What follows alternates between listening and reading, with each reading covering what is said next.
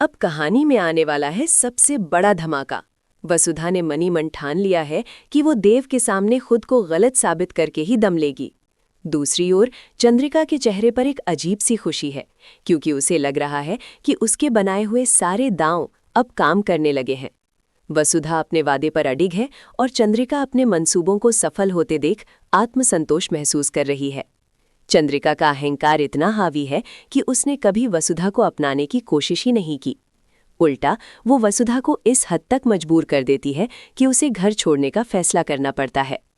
आने वाले एपिसोड में हालात इतने बिगड़ जाएंगे कि देवांश का गुस्सा काबू से बाहर हो जाएगा और बात हाथ उठाने तक पहुंच जाएगी।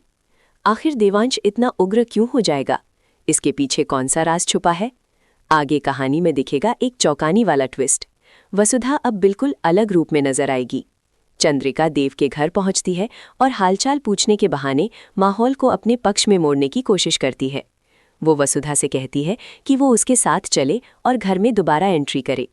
देव भी यही चाहता है कि वसुधा सब कुछ भूलकर घर लौट आए, लेकिन वसुधा पहले ही तय कर चुकी है कि उसे देवांश के सामने खुद को बुरा साबित करना है और इस घर को छोड़ना ही है, क्योंकि उसने चंद्रिका से एक वादा किया है। इसी वजह से वो कुछ कड़वे शब्द बोल देती है।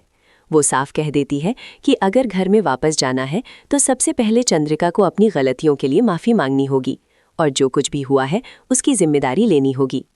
वसुधा की ये बात देवांश को आग बबूला कर देती है। गुस्से में वो हाथ उठाने ही वाला होता है, लेकिन तभी चंद्रिका बीच में आकर देव को रोक लेती है। खुद को गलत ठहराते हुए वो वहाँ से चली जाती है, लेकिन जाते जाते हालात को और उलझा देती है। अब देवांश का गुस्सा पूरी तरह वसुधा पर टूटने वाला है। सवाल ये है कि क्या वसुधा की ये चाल सच में कामयाब होगी?